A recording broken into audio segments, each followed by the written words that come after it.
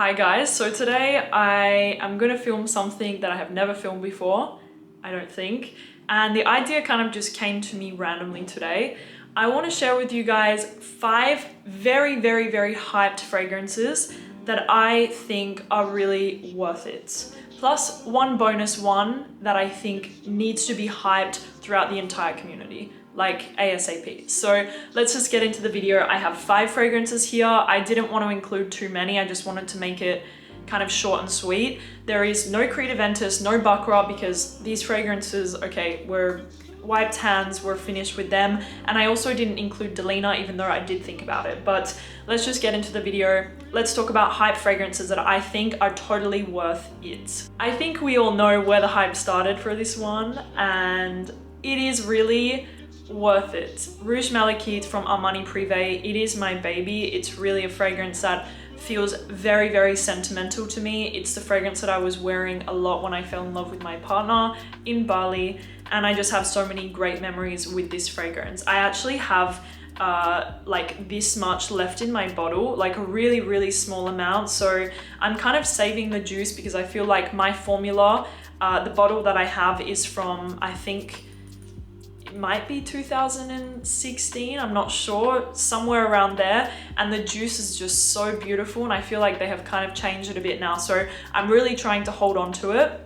But Rouge Malachite is a stunning, creamy, slightly ambery, smooth white floral fragrance that is just very sensual, very beautiful, and so luxurious, and it just has this really, I'm going to use the word again, but it just has this really sensual quality throughout the fragrance. It's so feminine, it's so beautiful, and it's so luxurious. Definitely a wedding day potential scent for me. I know I said that I would definitely wear this one on my wedding day. I still might, but it's just a smooth, creamy, beautiful, ambery, soft, white floral fragrance, and I cannot say enough good things about it. I don't want to rip it apart too much and say all of the notes and stuff inside of it, because for me, I don't really care. It's the way that it makes me feel when I spray it on my skin. It's the way that it develops on my skin. It's the way that it kind of molds with my skin is the reason that I love it so much. So really, Rouge Malachite is totally worth the hype. I love to wear this one in the high heat, in the summer, on a summer night, or in a tropical place at nighttime. It just really envelops and just blooms in the heat, in my opinion. So Rouge Malachite from Rouge Malachite from Armani Privé is definitely a fragrance that is hyped, and for good reason, because for me it is the best white floral ever. Next up, we're going to talk about a fragrance that I hated and now I love, and no matter how I felt, it was always a hyped fragrance. Angel Share from Kilian.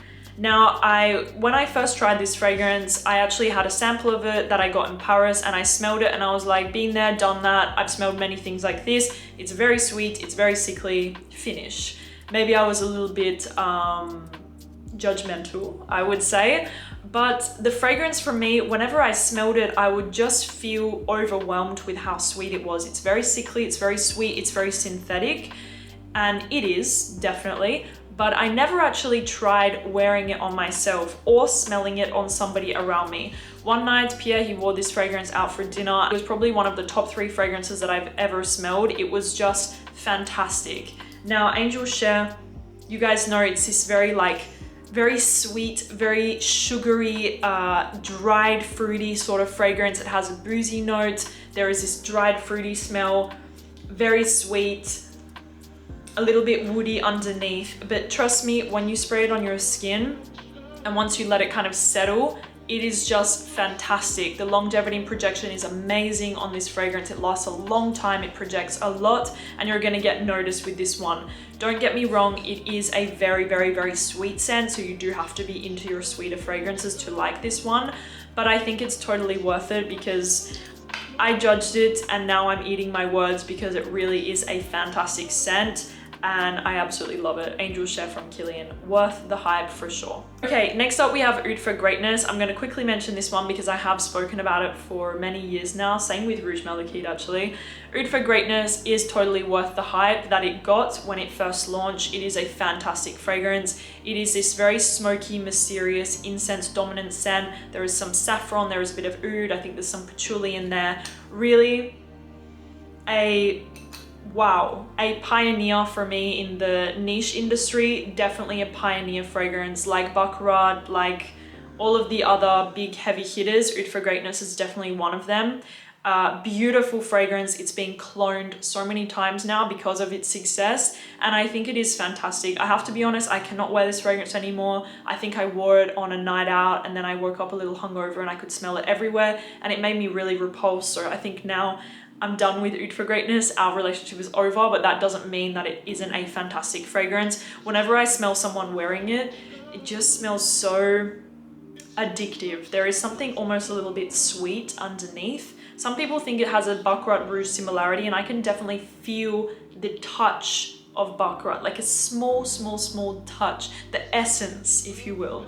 But it's definitely a completely different fragrance. It's smoky, woody, smooth, mysterious, incensey, a bit nutty, really fantastic. Although I'm not a big fan of it anymore, it is worth the hype 100%. And let's not even talk about the longevity and protection of this one, because it lasts so long that it almost can make you feel sick. Oud for Greatness from Initio. Next up is Gris Charnel, another one that I actually think I was one of the first people ever to talk about this fragrance on YouTube, because I actually received it from the distributor of the brand in the US. He sent it to me. He was like, tell me if you like these fragrances. And I fell in love with Gris Charnel. And I remember I was living in Pierre's parents' house in Dubai when I first discovered it, and I started making videos about it. Gris Charnel. Still to this day, unlike Oud for Greatness or unlike some other fragrances that I've loved for a long time and I never wear anymore, Gris Charnel is still one that I wear, and it's just magical. Magical Gris Charnel. Creamy, woody, smooth, comforting, cozy, very Parisian chic. I want to wear the most luxurious cashmere coat from Loro Piana when I'm wearing Gris Charnel. I want to wear something super expensive in cashmere and spray on this fragrance. It just makes me feel so luxurious yet cozy and comforted. It has some cardamom, it has some black tea, it has some fig, it has some sandalwood, vanilla. It's just beautiful. Some people think it smells like a little bit like a chai latte, which I can definitely see that kind of vision. It does have this sort of milky chai, slightly spiced, creamy sort of vibe to it, and it's just beautiful. A creamy woody scent with a sweetness and a little bit of spice. Beautiful, 10 out of 10. It deserves every single review, every single love, everything. Gris Charnel really deserves it, because for me it's really an incredible niche fragrance that everyone should discover. Just a beautiful fragrance that I will forever have in my collection. Actually, this is my 3rd bottle of Gris Charnel. That's how much I love it, and I will forever love this one. And I do prefer it over to the Extrait, I have to say, even though I love the Extrait as well, because how can you not? I do prefer the OG. Okay, the next fragrance is something completely different, but I wanted to throw it in here. The Sol de Janeiro body sprays, they are so worth the hype, and I just have to say it right now. My favorite is the 62. I know a lot of people like the 71, but I find it a little bit too sweet and less like tropical feeling. For me, the 62 really smells like summer, and that's why I love it so much. So out of all of the body sprays, if you have to choose one to buy, go for the 62, because when you smell it, you're gonna be reminded of summer. Coconuts, like this kind of nuttiness to it. It's sweet, but not too sweet like the 71.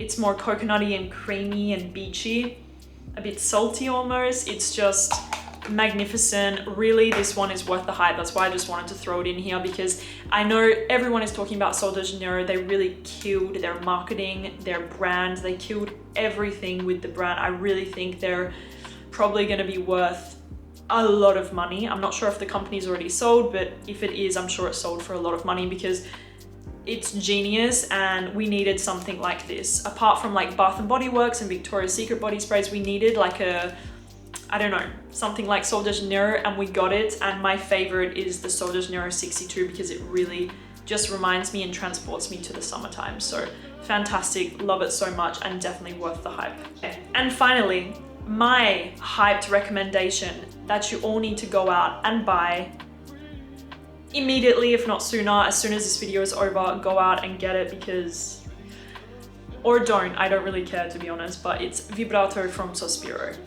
You know guys, I'm actually going to see if I can get a new bottle of this one because I wore it every single day this summer. Every single day this summer, I wore Vibrato. I cannot tell you how good this fragrance is. I cannot tell you.